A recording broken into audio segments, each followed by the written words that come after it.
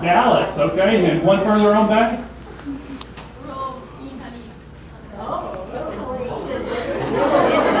Was that Italy? Italy.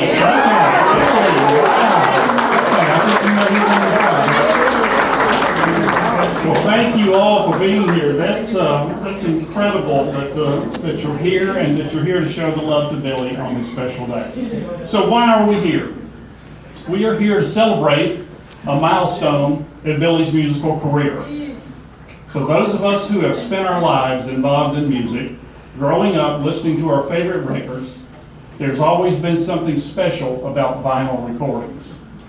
There's a certain romantic ritual in opening up a vinyl record, placing it on a turntable, watching it go round and round, setting that stylus on the groove, closing your eyes, and hearing the magic happen. There's just something really special for all of us that grew up with records. So, and who can remember reading those liner notes front and back? They were wonderful. It's no wonder that they invented a Grammy category just for liner notes. Do you remember how disappointed you were to open a new album and there were no notes in it? It was a bummer. It really was. Thank goodness Billy chose to write some great notes that are included on the back of his album cover, explaining the little gems about the music that you're about to hear as you give it a spin. My lectern got hijacked, I think, so I'm going to have to do this the old-fashioned way. They'll come apart. I think the moisture in the air has made them stick together.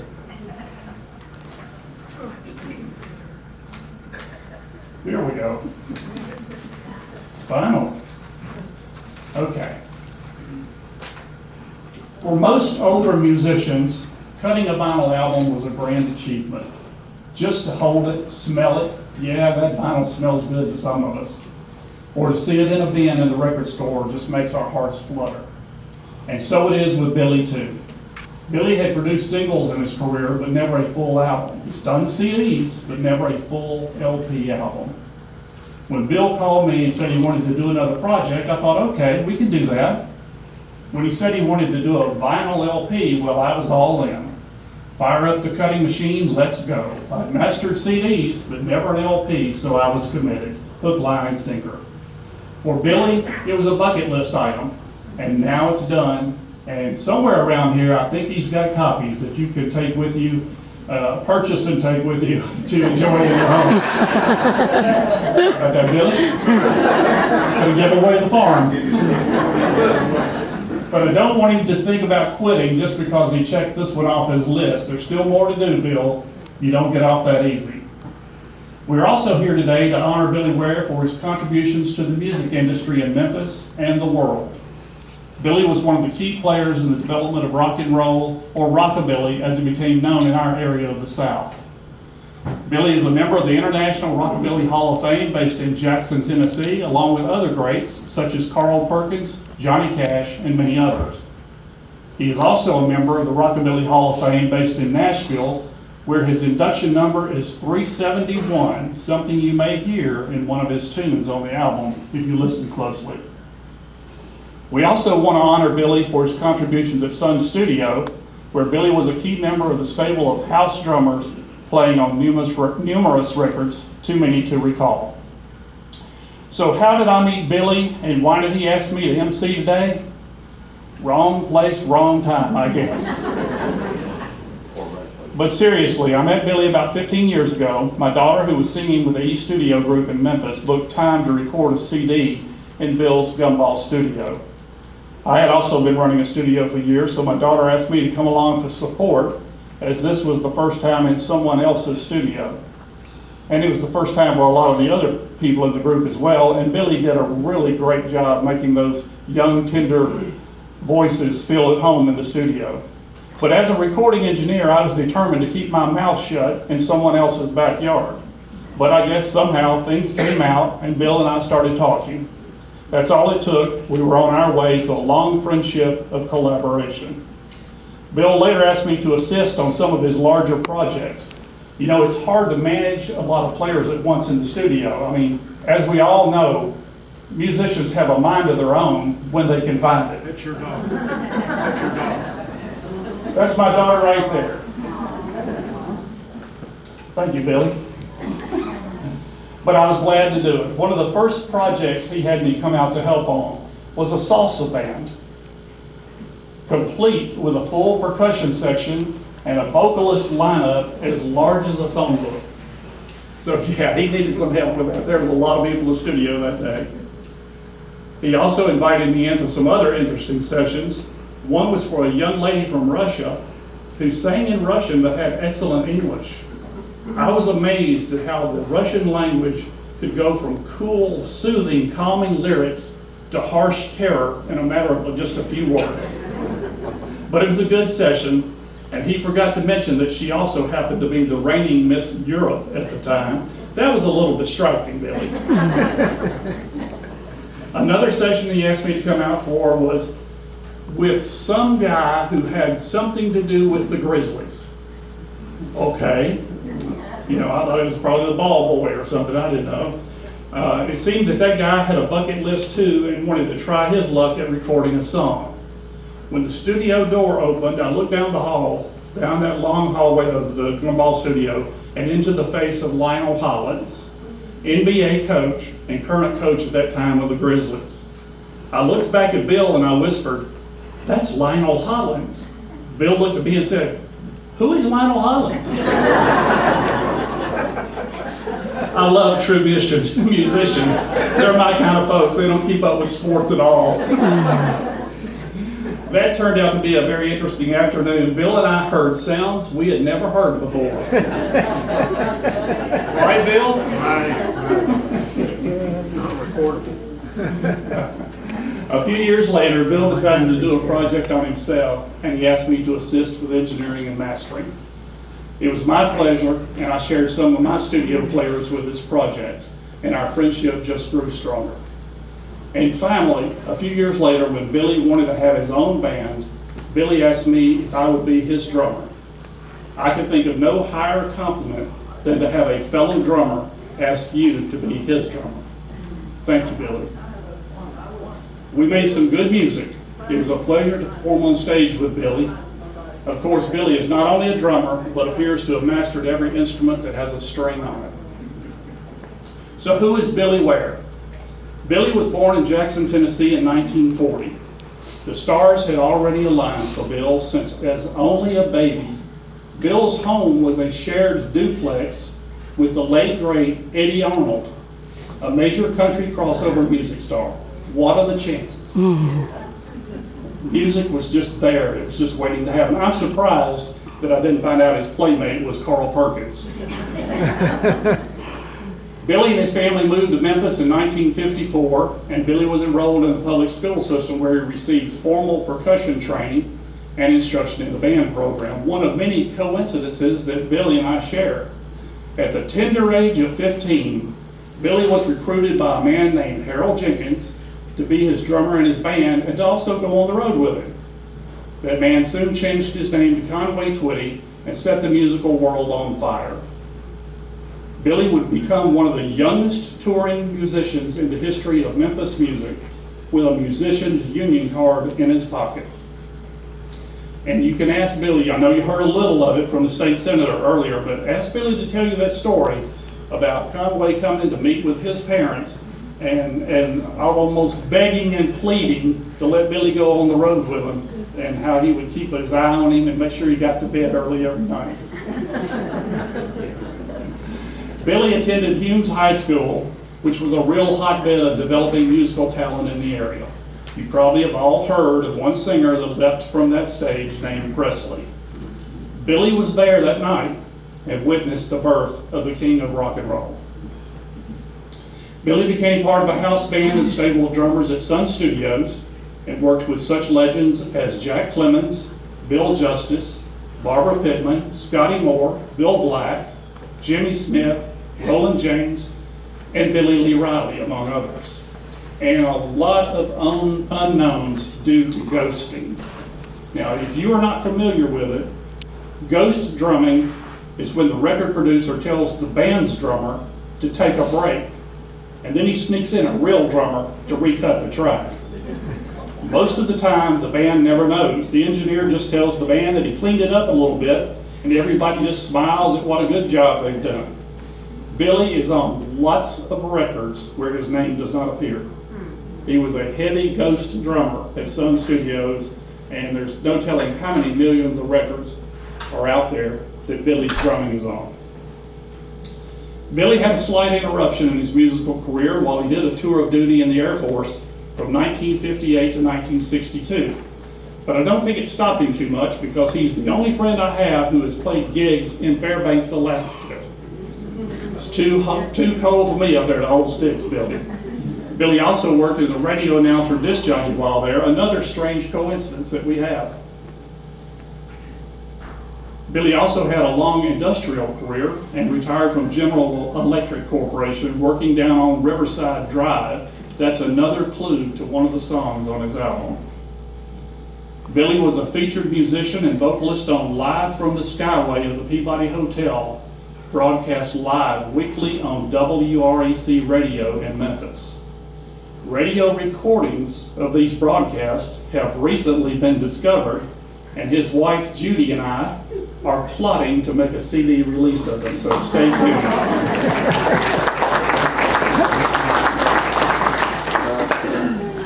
And most recently, Billy has been honored to serve as a judge for the Tennessee Songwriters Association. This is just another chapter in Billy's career of teaching and mentoring others in their musical journey. Billy has shown me that the love of God, people, and music has been the most important things about Billy Weir. The late Alan Heidelberg, former Memphis disc jockey and a member of the nationally popular band The Gentrys, had this to say about Billy. Billy Weir is the best kept secret in Memphis. And that is true. Let's give Billy some love.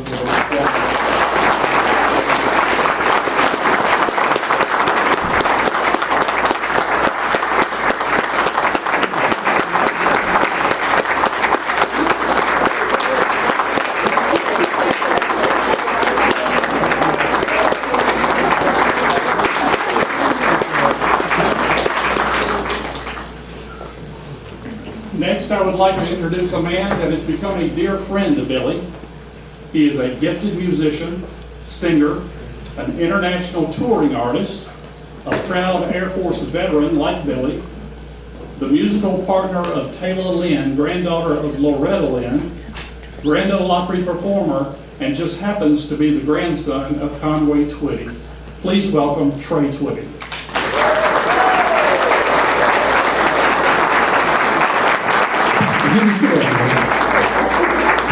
Well, I don't know what to say after calling a senator and all that good stuff. I can't say anything. But I tell you what, I'm a rock and roll nerd from way back, and I love Sun Records in Memphis, Tennessee, and everybody thinks of Conway Twitty as this country music legend, and he was, but he was one of the inventors of rock and roll too. People forget about that. So I love to hear all the stories that he tells me about running around Memphis, Tennessee in 1956, and was it a Cadillac, or what did y'all drive around in? Mercury, yeah. But man, I just, Conway died when I was 16, so I didn't get a chance to ask him about like those days, but Billy's still here. I can ask him about those days, so I'm grateful for Billy. And I don't have much to say. Tayla, her video up here, she's a talker of the group, not me usually, so I don't even know what she says, but it's probably pretty entertaining. She's like your grandma that way. I'll bear with me. Yeah. Yeah.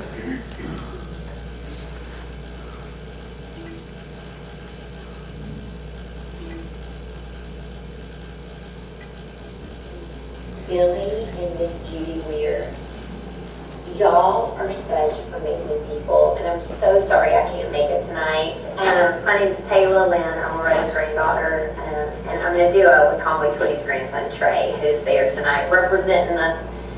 And obviously, Billy played with Conway for a long time, and they had a band with black and white shoes that are called like the Rock-a-Hounds or Dog Houses. The Rock, yeah. The Rock. And Billy's been playing with us, and we've had so much fun, and he gave Tre some of those shoes.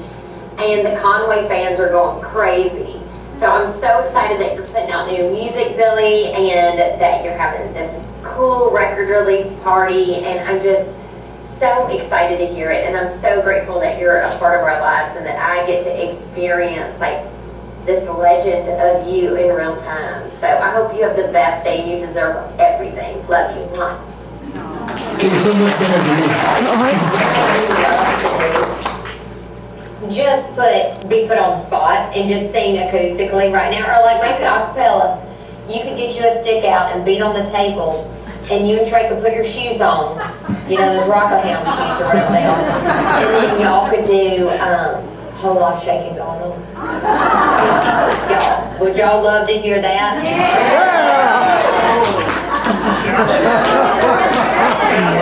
Come up here, Billy.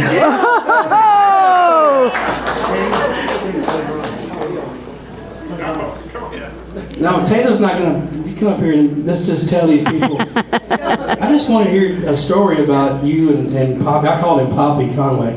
About you and Poppy running around Memphis in 1956. Just some random story from back then. Okay, you've heard the one about Rock House. Right. Rock House was a Roy Orbison hit. Well, supposedly, Roy and Harold agreed to let him record that song. Not true. Not true. We were riding around Memphis in our Mercury, cruising in our Mercury. You know, this sounds like a song to me. And we heard Rock House played on the radio for the first time. Brakes went on. Brakes went on. We made a U-turn in Union Avenue. We were going to Howard Johnson's when it used to be there. We made a U-turn and went right to the front of Sun Records. Parked in the front door, didn't park legally. I think we was probably on the wrong side. And Harold went in the front door. About 15 minutes later, he come out and he says, well, we're going to be able to record for Sun now. Because I worked out a deal with Sam Phillips. Sam Phillips. He says, I worked out a real good deal with him. I'm not sure if Harold punched him out or what. But they made a quick agreement, and Rock House didn't survive the story. Supposedly Roy Orbison did it, but it wasn't true. It wasn't true. Is that good enough for the birthday? Thank you so much, yeah. But that's all I really got. Yeah, give Billy a round of applause. Taylor, did y'all with the rock hounds or the dog houses, whatever? I know, but she can never figure it out. But who's coming up next? Billy's the man that we're here to honor today, so Billy, the stage is yours. Thank you. This has gone on much too long. I'm not used to being in the limelight this much. I was always a drummer at the Peabody. I sang and played drums, even Harv Stegman. Where are you, Jim? Right in the very back. See that hand waving back there? That is my saxophone player. He's my trumpet player. He's my flute player. He's whatever I need to do, and he's retired finally, and he's the only Memphis musician that ever made his living playing music. He's that good. So I was playing with everybody, and Jim was our saxophone player. I'm going to hate to introduce anyone here because all of you are important. There's a lot of important people here, and this has gone on too long. It's not my genre. It's not my demeanor to hang on to this spotlight too long.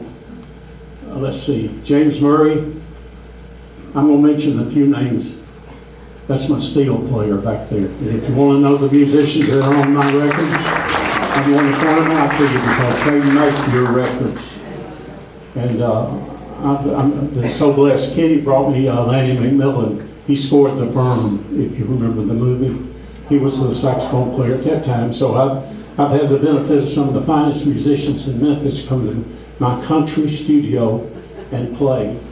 And I've had people like Miss Sonia that was willing to call me in and ask me to do little things, which I don't mind doing. Trey, I've enjoyed meeting you. You've been a blessing to my soul. I agree.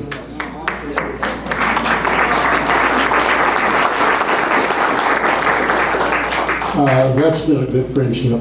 Also, Brother Danny, I would sing drinking from a saucer because my cup is overflowed. Like I said, there's too many important people here tonight. They're all important. Just drop by and shake hands with someone, ask who they are, and chances are there'll be somebody that you know, heard about, or that you've seen, or that is Rita. I'm not going to call on you. Thank you very much for being here. Thank you for showing up. Billy, let's not dismiss yet. We got something else. Something else must be going on. Can you tell me what it is? No, I'm not going to tell you. Stay right there. Billy, I know this was a major milestone for you to do an LP album. We talked about the vinyl, how we both feel about it.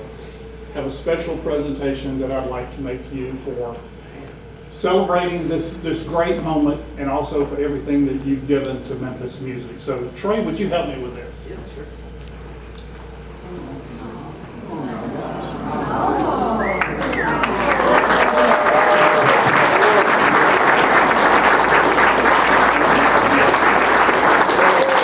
This is a gold album of Here We Go Again, the album that you've been listening to today, Billy's first LP, and has his name down here, Billy Weir, Rockabilly Hall of Fame, number 371, presented in commemoration of the 2023 album. We actually cut it 2023, we're releasing now, Here We Go Again, and for a lifetime dedication to the music industry.